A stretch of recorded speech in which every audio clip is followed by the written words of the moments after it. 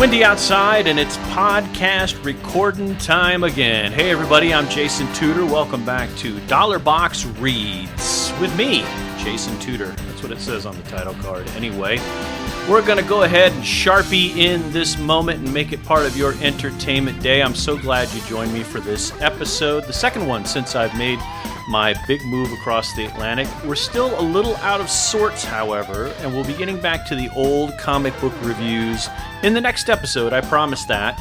I've still got enough old comics to go on, but just today is kind of another pickup show, another show wherein we have a few things to talk about.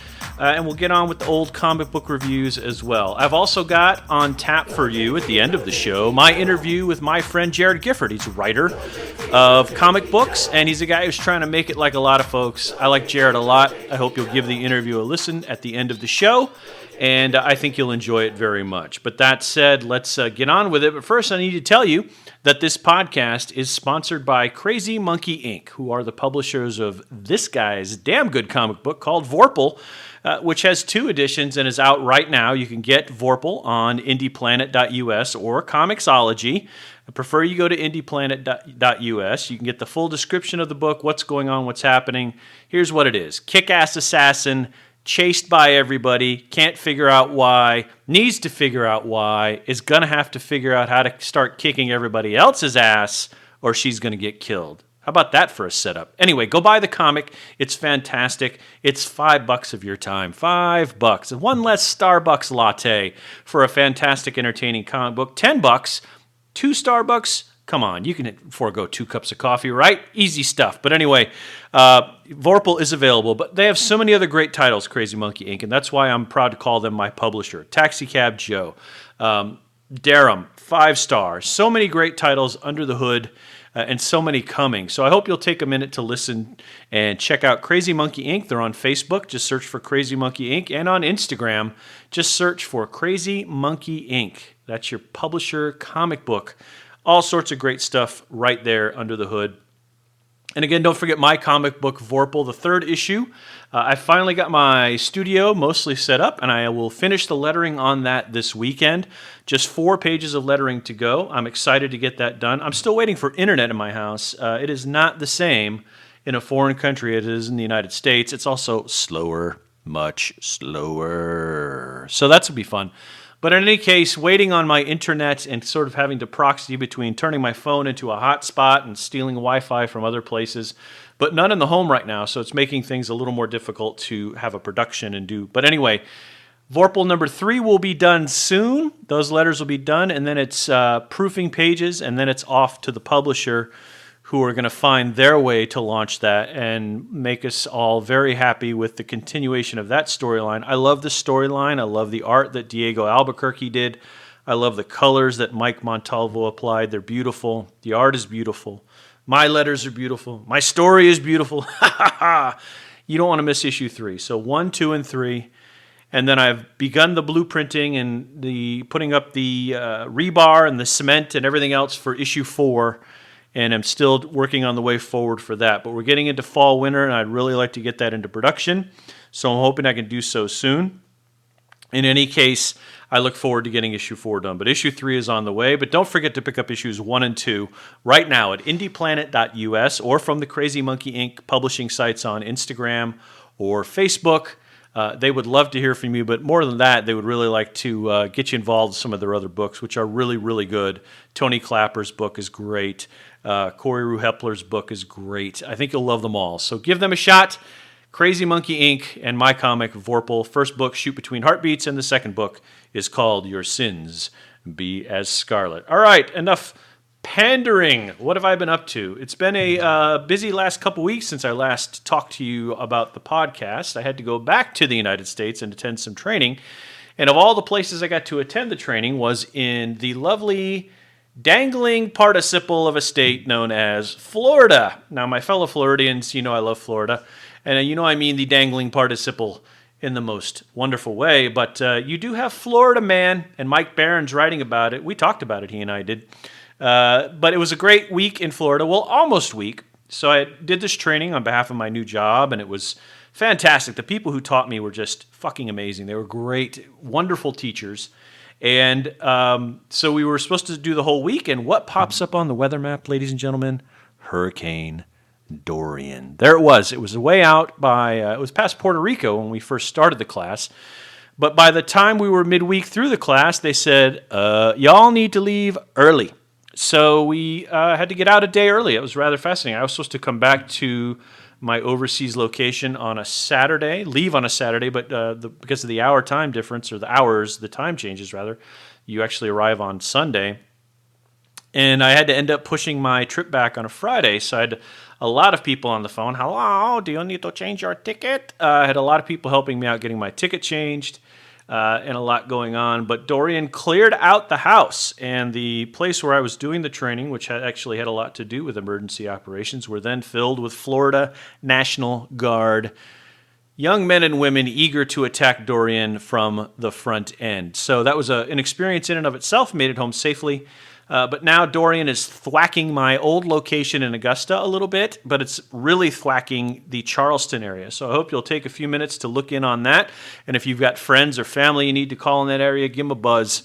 They're getting hit pretty hard. I imagine my former employer, the Department of Veterans Affairs there, the medical center there, is already under about a foot of water. That's something those folks are used to, and I'll tell you what, they do a damn good job of making sure that the patient care that they have to carry out 24/7 survives power outages, it survives loss of supplies, and it survives all the excuses in the world, because all those veterans are well cared for at every VA location, and I really believe in them. So to all my friends in Charleston, as I hoist my drink up to the microphone, cheers. Now I'm going to take a drink. Excuse me for just one.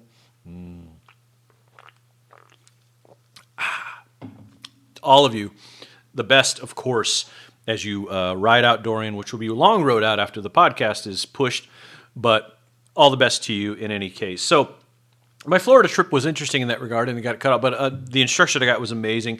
It's always so cool when you run into people who are just smarter and better and quality professionals at a thing that you want to know. You know, if I was drawing the comic and I could take a lesson from my friend Tom Feaster, or a writing lesson from Mike Barron, or something along those lines. That's just one you want to sit in rapt attention with and absorb. And that's what these folks did for me in the training. It was I just sat and absorbed, and it was wonderful.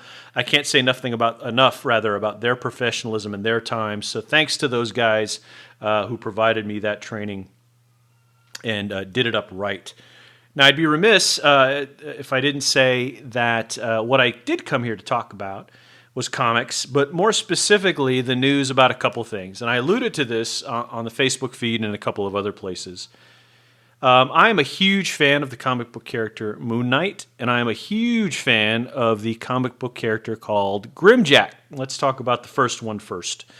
I've been a fan of Moon Knight since it came out. I think it was the early 80s, 80, 81. I'd have to double check. My history is not as good with Moon Knight, but it was early. The Bill Sienkiewicz Moon Knights and all the iterations that came out after that. Moon Knight, Mr. Knight, all of it. I'm just a huge fan of that. I just thought it was unique. I thought it was different. It was weird to see a superhero wearing all white in that way. He was a minion of the Fist of Khonshu, and he had these identities which turned into personalities, and that whole sort of mental health development and what can go on in the mind, and is it real, is it not? Loved Moon Knight. The cynic wants to call Moon Knight Marvel's Batman, which couldn't be farther from the truth. Marvel's Batman is Daredevil and always has been, save maybe the detective part of it, but if you're looking for, to me, a better parallel, it's always been Daredevil. It's not been Moon Knight at all. I suppose you could say that because he's got a cape and he runs around at night and yada, yada, yada. But to me, the Batman parallel has always been Daredevil. And we know what the Daredevil movie looked like. It was not good, and Colin Farrell having a bullseye scratched into his forehead was about the dumbest thing I'd ever seen. And whatever on Ben Affleck's Daredevil, that's fine. Not a great movie. But the TV series was an absolute home run. And the comic, of course, has been great. The Moon Knight comic has always been sort of a fan favorite, a fringe. I mean, it had a dedicated group of followers, like me, like others. There's a great Instagram called moonknight.life. If you could @moonknight.life, it's really good. He's one of those folks who's in the same crowd as I am. And Moon Knight did make an appearance. It made an appearance in one of the newer Spider-Man cartoon series. Different modded outfit, some black pieces and with the white pieces. I thought it looked pretty good. And there have been some geometric modifications, and of course, the outfit with him in the suit and the mask, the pullover mask, like the wrestling mask, was a good one as well. But D23 came around a couple of weeks ago, and we got news that Moon Knight was getting its own TV series.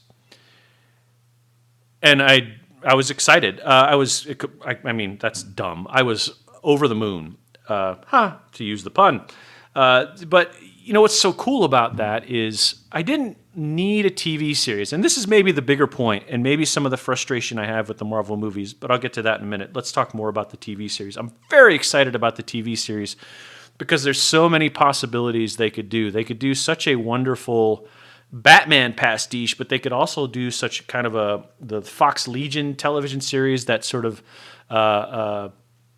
get inside the brain approach, some of the mental imagery. Moon Knight is one of the few Jewish superheroes, I think, of prominence. Mark Spector, of course. He is complex, and we know that movies and TV have to often take the complex and boil them into the simple. So I'm fascinated by what can be done on the new Disney Plus network and how adult it can be, how alive it can be. Is it going to be more Deadpool-like in terms of its graphicness? Does it need to be? Is it going to get what many would call Disney-fied? What many say that's how Star Wars has gone. It's become Disney-fied or other things. I don't know. I'm excited that the series is coming, and it's one of the few television series that I've looked forward to seeing since I heard the announcement. The other one I'm even more excited about is coming up, though I'm, again, over the moon. I hate to use the pun again, but really just... So the second one that's coming up that's really exciting to me is John Ostrander and Tim Truman's Grimjack. Grimjack is a kind of future mercenary cop, bounty hunter, loner, very much modeled on the sort of Clint Eastwood spaghetti western movies. The character's name is John Gaunt, lives in a place called Siniger, hangs out at a place called Munden's Bar. You hire him to do dirty things. He's very Mike Hammerish. He's very, I'm trying to think of a good modern equivalent to that. Let's see. I said Mike Hammer. Everybody's like, who? Maybe The Equalizer. The people have seen the Denzel Washington Equalizer film, but you know, he's the curmudgeon you hire to go get things done for you because he's secretly skilled. But he's also older, which makes that kind of it interesting. It would be interesting to see someone like an Adrian Brody in that role. I think he would be an interesting fit. But the comic was alive. I'm actually looking at a commission that I had Tim Truman draw for me of the Grimjack cover. And when I was in contact with him, he says, "Oh, my drawing skills have just grown so much. I'd really like to do a new take on this. I'd love to see it. Great." So he drew a variation on the Grimjack 1 cover for me. It's going to hang in my new office. I haven't quite got everything up yet, but it's waiting to be hung.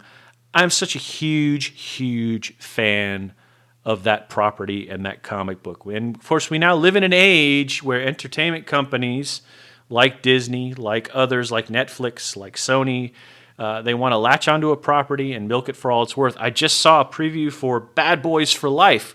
Martin Lawrence and Will Smith coming back as the Bad Boys. The trailer was interesting. Martin Lawrence is he's put on a couple pounds, but milk these properties and run them through the cash gamut for all they're worth. So we're getting a lot of repeats.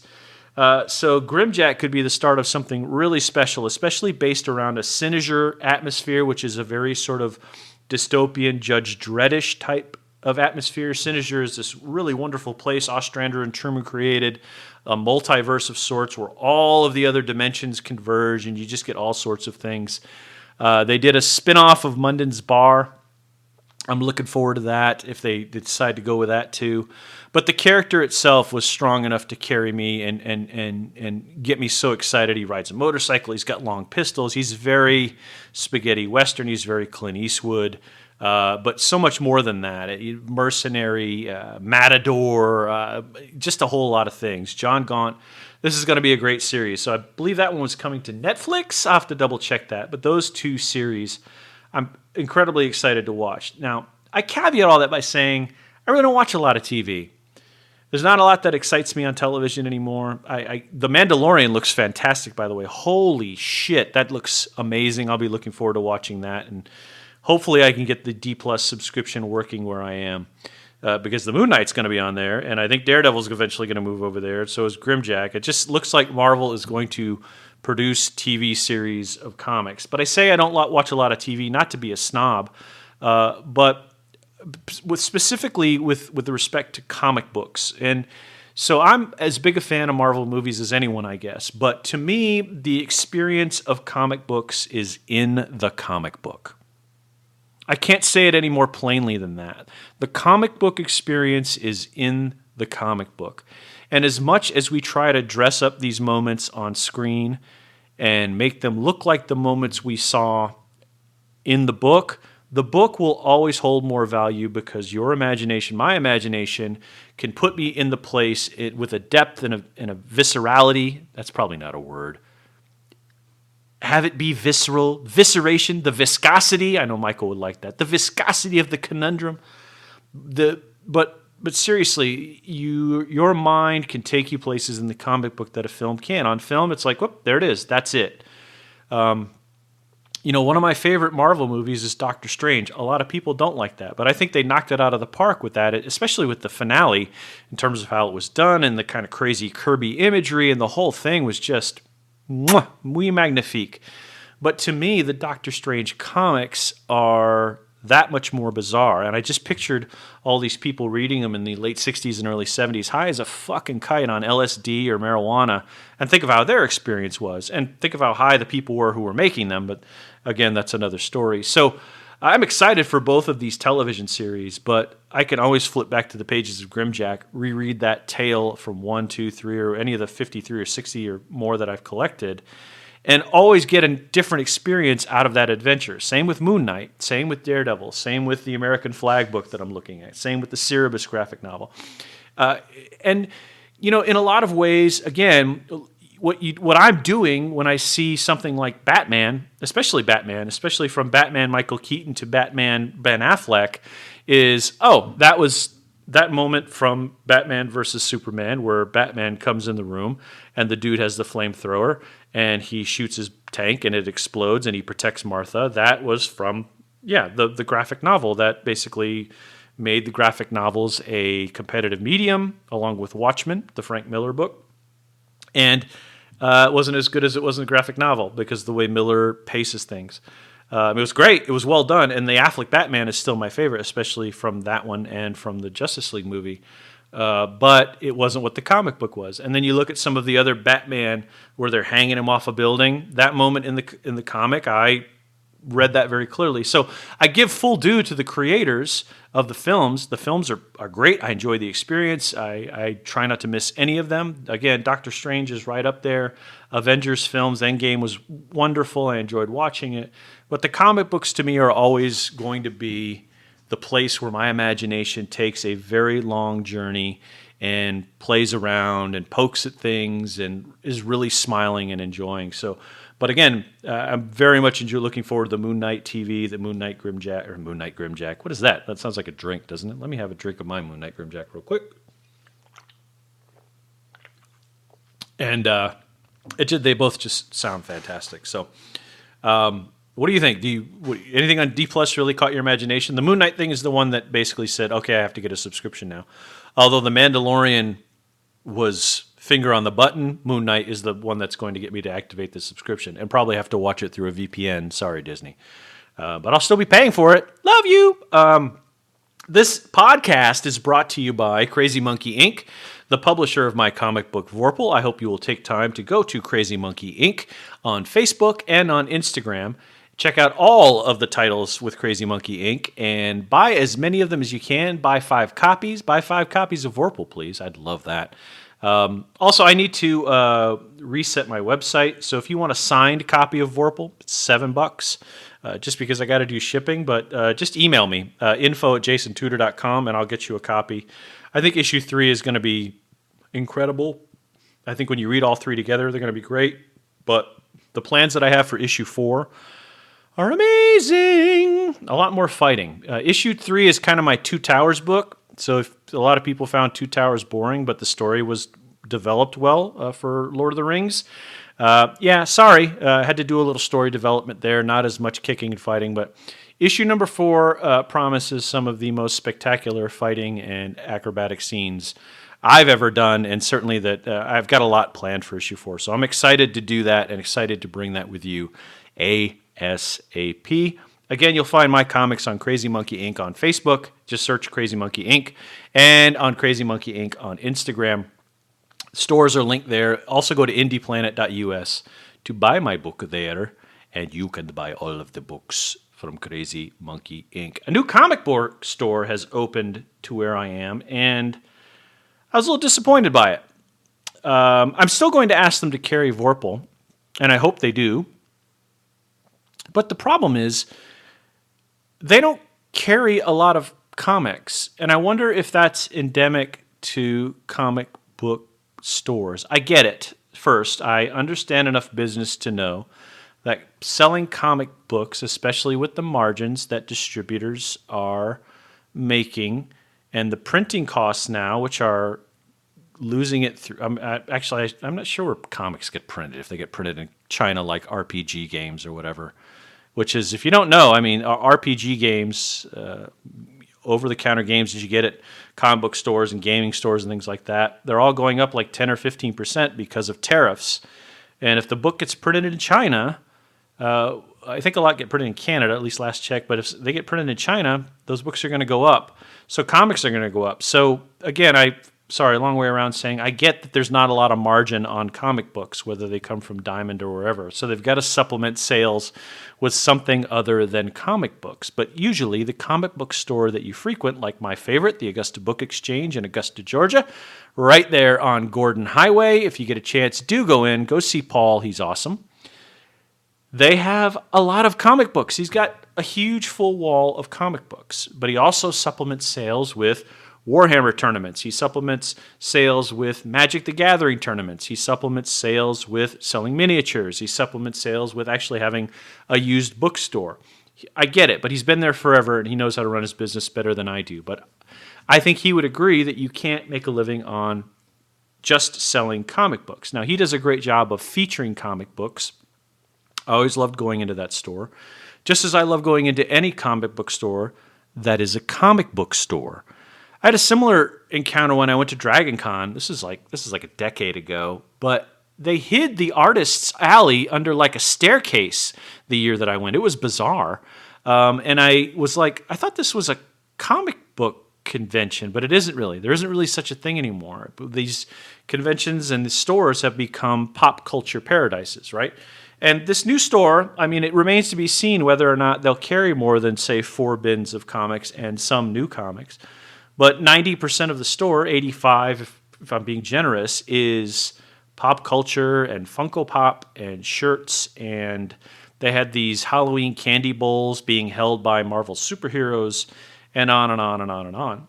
So I get business, I get that, but not a lot of comics in the comic book store.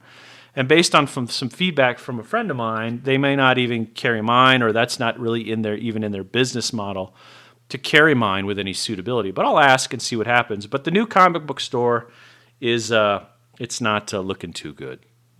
And that's all right, I guess. Hulk versus Wolverine could become a film. Did you see this on? I saw it on Instagram a couple times. But I guess Marvel's contemplating this. Of course, if you are a comic book reader, you know that Wolverine got his start in a Hulk comic book, I believe. Yeah, pretty sure that's still the case. And so it does set up a nice, interesting interplay of Hulk versus Wolverine, which I'm sure they can do better than the Batman versus Superman movie, which I still enjoyed immensely, or at least parts of it. There are parts of it I now fast forward through pretty quickly, but I think they could do a Hulk versus Wolverine movie pretty well. That said, will they? Who knows? I mean, it remains to be seen.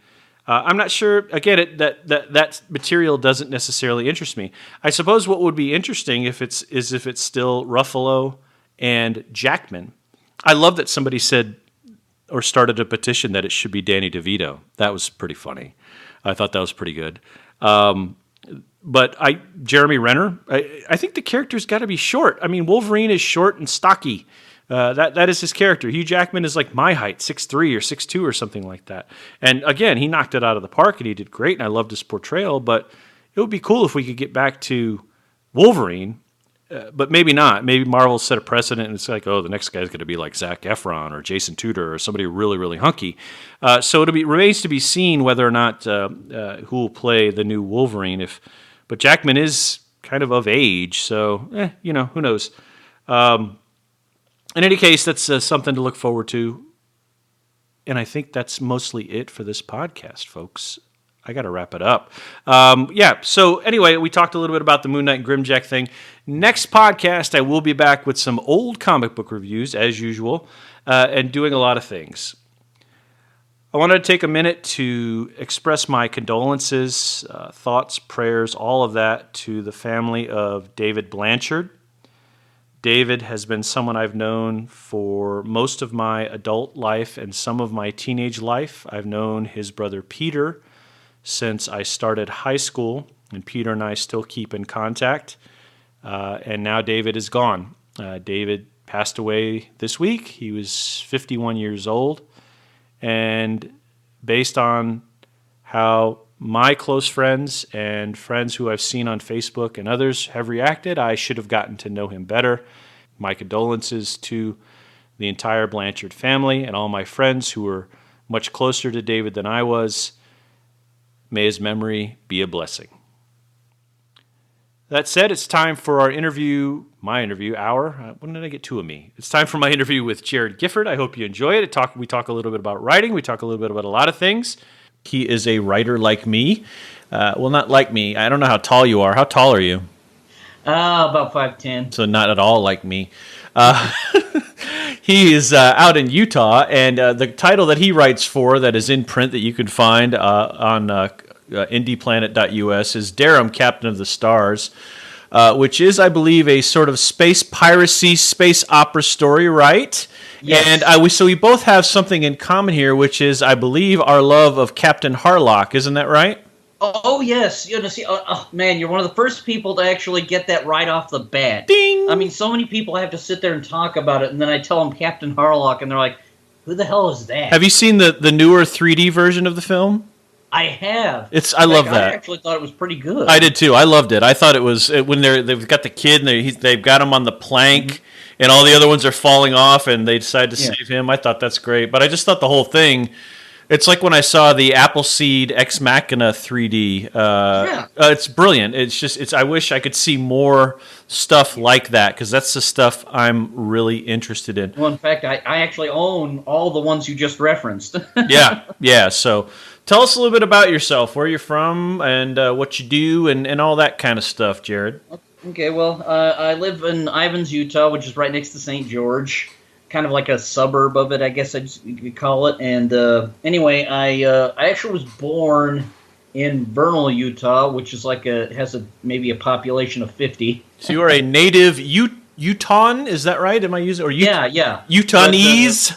But originally I lived in northern Utah, and then when I was about 12 years old, we moved to southern Utah. Wagons or like moving vans? Or no, I'm just kidding.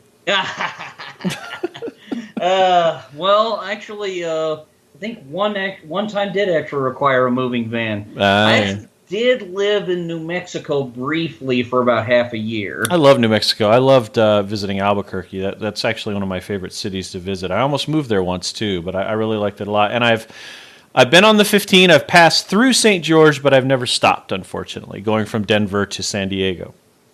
Oh yeah, well. Most people, if they stop, it's usually because they like to pretty much see all that lovely desert landscape, Or in the winter, they like to ski, right? Well, no, ski is if you're gonna go ski, you're gonna go up to Salt Lake. Oh, okay, so you got to go a little farther. All right, that's fair. Yeah, that's further north. It does. Come on, we're in a desert, man. It don't snow here. I wasn't sure what the elevation was. I always, as I said, I haven't lived out west in a while. But let me put it to you this way: we're 2 hours away from Vegas. Right. Come on, does it ever snow in Vegas? I think like once or twice. Hell, True. Okay. Let me put it this way. I mean, I lived in San Antonio, and it's 5 years or so, we might actually get something. Snowed Atlanta a couple years ago. You just never know, right? You just never know. Yeah, it's true. It's true. But what? No. As far as that weather goes, no. I expect it to be really dry and really hot. So probably kind of like what I imagine hell to be. It's a dry heat. No, I think I see hell would be humid to me. I mean, because I live here in the South, and today was one of those days. It was the sort of stereotypical Southern day where it was like an annoying 90 degrees, but then you walked out and you're just smothered in that blanket of humid air. And, it's slightly gray. It's not really bright out. It's just, I mean, it's like a London day, but it feels more like shit than you want it to. Yeah, but no, funny is, I wonder if some of that weather's coming over here to southern Utah. Because the funny thing is, all through May, it's been the most unusual thing. We have had the most amount of rain that we've had in years, and I keep wondering to myself, wait, aren't we supposed to be approaching summer? Yeah, and I was going to say, didn't it snow in Colorado, like a foot of snow recently too? Yeah. I meant to ask Mike Barron that. Really I forgot if he gets snowed on or not. I should have asked him that. Oh, well. Now, you're in the auspicious position of being someone who is doing a lot of work right now. You want to write comic books. You've got Darum printed. Yep. Why do you want to do this? What is it? Where do you kind of take your hustle from? What got you started, and why comic books? Well, I think it probably just goes back to when I was a little kid. I mean, one of the first superhero movies I ever watched was Superman the movie. Mm-hmm. Oh, love that one. Great. Anyway, but I don't know if I really got hit with the comic book bug to actually write it until I actually got a lot older. Right. Because the funny thing is like I read comic books a lot when I was a teenager, fell into that whole trap of, you've got to get a real job and all that crap. Yep. And then I think it was when I hit my late 20s. And then a friend of mine... What are you, in your 60s now, right? No, just kidding. No, I'm going to be hitting 38 next month. No way. All right, go ahead. I'm sorry, I didn't mean to interrupt. Go ahead. You're good. But anyway, it probably about my late 20s, and then I started buying some of those Green Lantern graphic novels, the ones that started with Rebirth and went forward. And then I kind of got into comic books again, but one of the things I really also started getting into at the time was manga. And I really loved a lot of the stuff that like Leiji Matsumoto was doing, because I'd already watched a lot of the animes when I was a kid, like Captain Harlock and Galaxy Express 999 and all that. Battle of Planets? Oh, yeah, of course. But the funny thing is, I was like, oh, wow, they actually have comic books of these? Right. Like they call them manga, but basically similar format. You're right. Yeah. Right. And anyway, so I was getting a lot of that stuff at the time, and I kept thinking to myself, I was like, there are a lot of these stories that I like, but nothing actually goes the way I want it to. Right. So the only way I can actually get it to go the way I want it to is to write it myself. Isn't it every writer's lament? You see something and you go, yeah, but I would have did it this way and it would have been better. And I think a lot of us are motivated that way to go, yeah, I like that, but I didn't like that, and that was too cliche, and I would have done this, and right? Isn't that kind of the way it goes? Yeah, that's pretty much it. That was it, and then and then pretty much I started writing. I actually started out doing fan fiction. I was going to say you did fan fiction. You were writing Thor, and you were doing some Silver Surfer, and one of my favorite characters, Doctor Strange. And I like that, as you said, you wrote Thor. You also listed Walt Simonson as one of your influence, which is interesting because I don't know that he necessarily is known for being a writer. His wife Louise is more the writer, but that's an interesting influence you have there. Tell me a little bit about the fan fiction and where that comes from. Oh yeah, well, that, like I said, once again, it came from that, and then actually, what a lot of people don't know, actually, just as you pointed out, was that Walter Simon's actually probably about as prolific a writer as he is an artist. Right. And a lot of people don't know that because most of them just know him for his artistry. But no, he did, because on that Thor run that he did, which is amazing. It is amazing. He not only did all the art, but he did all the scripts as well. Right. He's always artist first to me for some reason. And But yeah, that Thor, I have that compendium. Somebody gave it to me as a gift. In fact, let me turn around in my stupid seat. And yep, there it is, sitting on my shelf next to my Oh yeah, I have the Marvel Legends Walter Simonson set of all the Thor stuff he did. I mean, man, that guy is amazing. like God to me. Okay, He's amazing. He's an amazing cat. And so you started doing this fanfic. What was your initial? Did you get any reaction to what you were writing?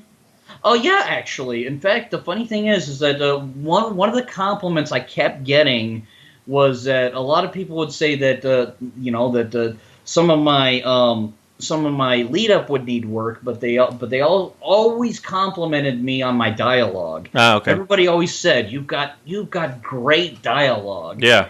Yeah. In fact, it was my friend Chad Harden who'd actually who really got me doing some more of those scripts, because Chad I'd sent him a script I'd had, which was hilariously enough a script I'd written if I was going to do like a run of Thor. Right. And one of the things he actually said was that he loved my dialogue. Right.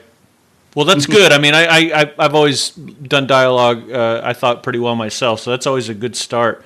Did you get any? I mean, were you posting the fan? Were there any sites you were posting to, or were you just sort of? It was a site called Marvel Redo. Okay. And I think it might still be up. Be careful though, because I think that it might have fallen victim to like some shady sites, so there might be viruses on it. Yeah, that sounds about right for some of that stuff. So you got some of this stuff done, and you said later on you bumped into Raz. When did that happen? He lived in St. George near you, right? Yeah. To get up to that point, what had happened was I met some people who had some contacts in the comic book world when I was doing the fan fictions. Mm-hmm. Anyway, one of them introduced me to a guy who got me involved in a company called Shot in the Dark. And I actually was writing some scripts for something called Super Stupid there. It was kind of this comedy sci-fi kind of thing. Okay. And unfortunately, what had happened was the company's no longer existent, but it actually gave me some experience, and I had at least something on my resume where I said, "Oh, hey, I wrote scripts for such and such thing," you know. Right. And then anyway, what I was it was at a free comic book day at my local comic book store called Comics Plus. Mm-hmm. And what happened was I was actually there to talk with my friend Chad, because Chad, before he became, Harley Quinn Chad Harden, I knew him way before he was this big deal. And he was actually there. I was talking with him, and Raz was actually part of this event they were doing for Free Comic Book Day. Okay. And he was advertising his own stuff, like Midnight's Avenger. Right, and he just barely released Death Squad Zero. Mm-hmm. Anyway, him and I got talking about, hilariously enough, the Garth Ennis run of Punisher. Oh, yeah. Oh, yeah. Garth Ennis with his TV show coming out in July on Amazon Prime. Oh yeah. The Boys. Oh yeah, definitely.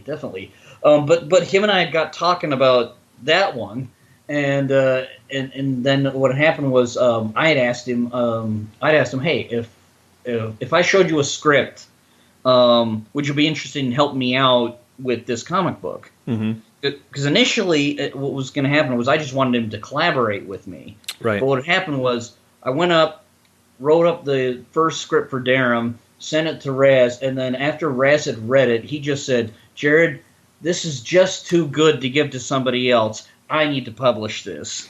Right. Well, that's good news. So what was your... so Chad obviously went on to do what he went on to do, and then you and Raz struck this up. What was your motivation behind Darum? How did you sort of come to the idea of Darum and what it became?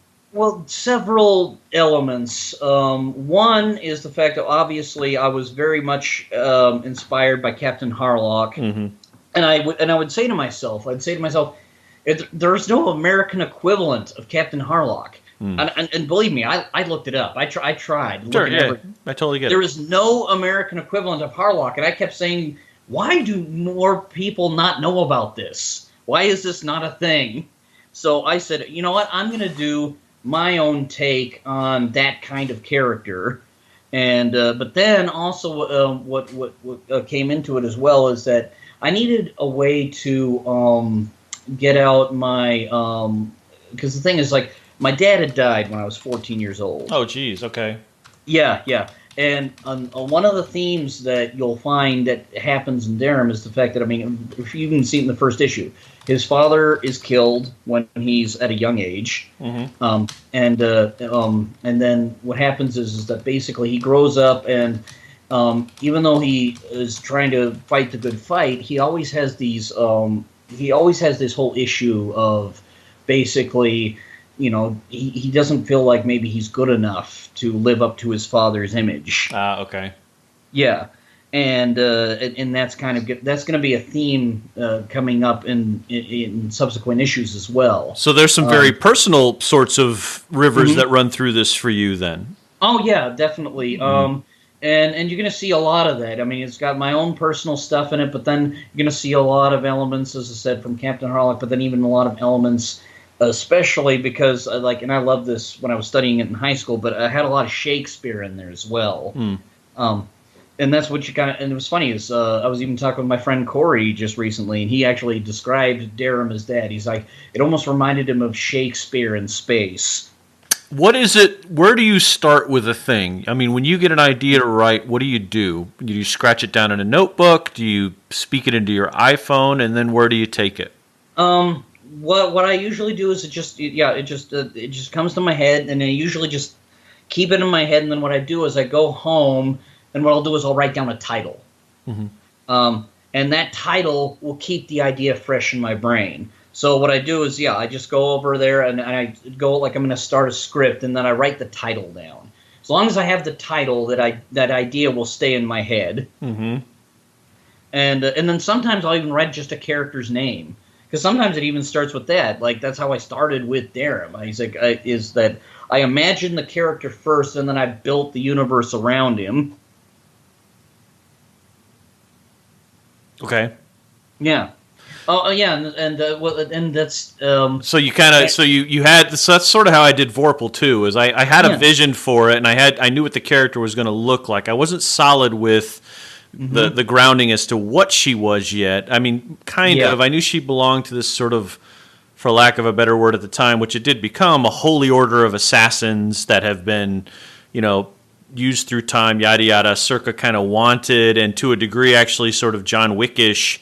Which I didn't know at the time. And then, as you said, once I started, I was so compelled to sort of write it and draw it from that, I sort of said, all right, now I've got to start building onto the worlds and things like that. And so I sort of took the same path. Oh, yeah, definitely. And that's similar to the way I did it, you know. It's like, that's how I usually got a lot of my ideas, is I'll start with a character, and then I'll build the universe around them. Because I found that that's actually the easiest way to build these worlds. Is if you have a character to work it around, it's much easier. I actually found that doing the opposite so much harder. You build a world and then try to build characters in it. It's a lot harder. Well, all stories start with people, right? I think, right? Humans want to tell stories about other humans. Are there books or comics right now that are sort of, that you're like, I gotta keep reading this, or things that are influential to you now?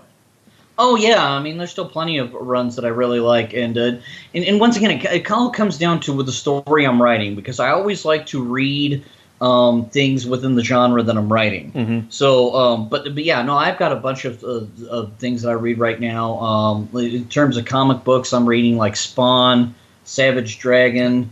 I love Savage Dragon. Oh yeah, definitely. I'm reading the new Conan books that Marvel's been coming out with. Yep. Oh, I've been loving those. And then I actually have a subscription to 2000 AD. I haven't read that in a while. How often do you get to write? I mean, you said your work schedule is pretty busy, but how often do you, and when do you like to write? I mean, everybody's sort of different about that, but how often, and like, are you a late night writer? I get based on your Facebook, I get that you're kind of a late night guy who likes to write, and that's when it sort of comes. I'm a night owl. I'm a night owl. In fact, I make it a point. No matter whether I'm working my day job or not. I make it a point that I write something every night. Okay. So even on the days when I'm working and I come home and I'm tired and everything, I still make it a point to actually write at least a page or two. Yeah, that's good discipline. I've found it harder and harder with the job that I've had to do that. But there will be a change coming up which I think you're aware of, which I'll be able to get back and do a lot more writing. So that will be very helpful to me.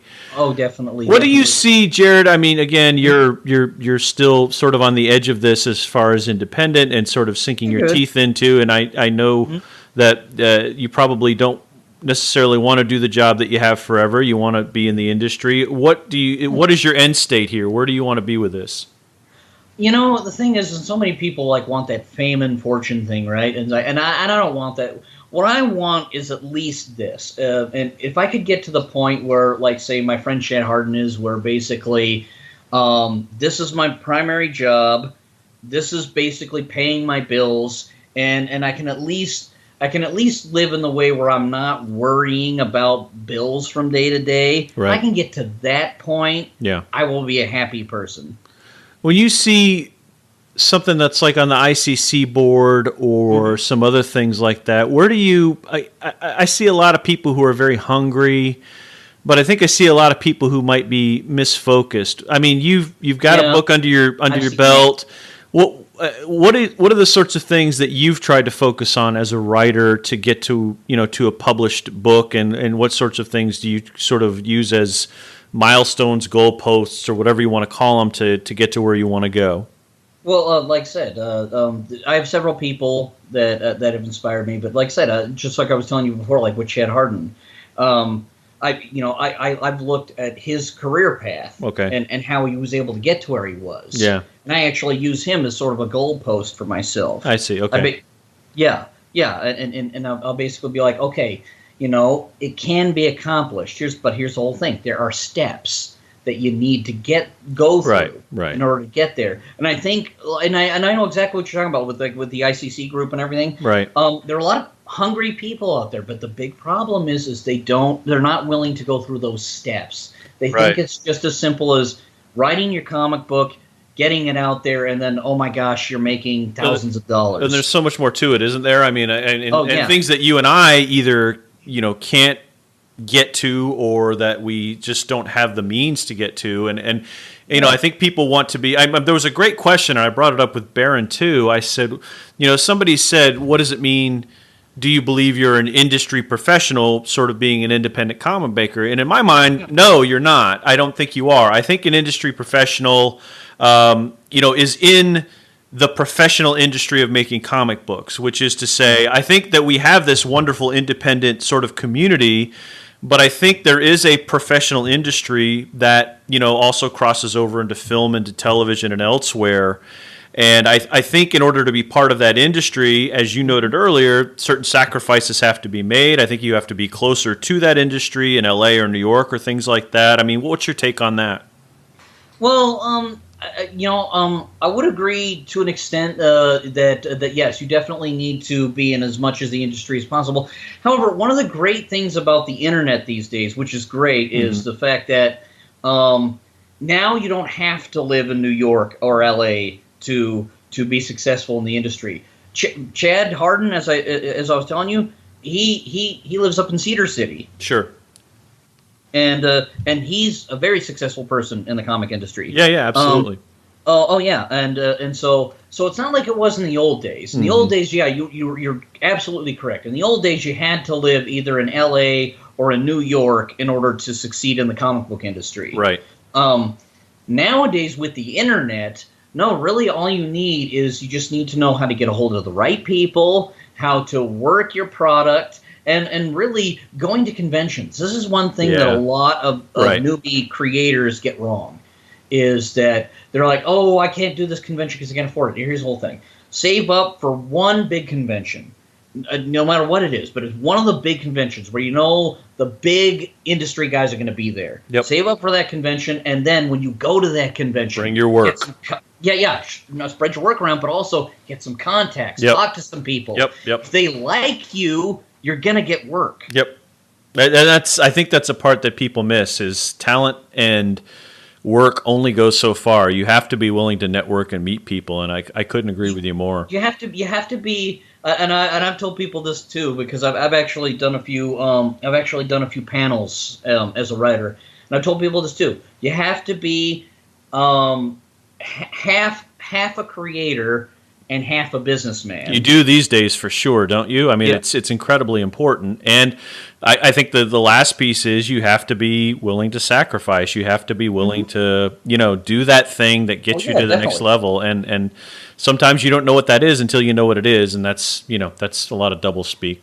A lot of you don't know, Jared was just recently named vice president of Crazy Monkey Inc., so congratulations to you on that. And I know that, being sort of part of that mob, we there's a lot of great stuff in there. I always do a reader for CMI on the show.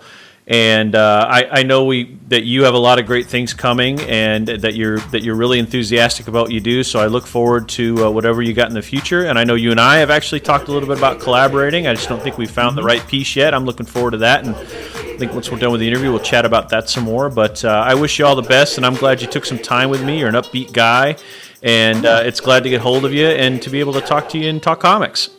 Oh man, I'm really excited we got to do this. I mean, this is actually really great, and the thing is, I always like to do that whole pay it forward thing. So I also, and I'm going to plug my own little media outlet here. I also have my own podcast that I do with my co-host Corey, and you'll know him as the creator of The Adventures of Taxi Cab Joe. And if ever you want to do a show with us, we are more than happy to welcome you in. I'd love that. Just let me know a time and a date, and I'm there, and I'll bring all my monkey antics with me. Oh, awesome. All right, Jared, thanks so much. And, of course, we'll talk more after we cut off the interview, but thanks so much for spending a little time with us.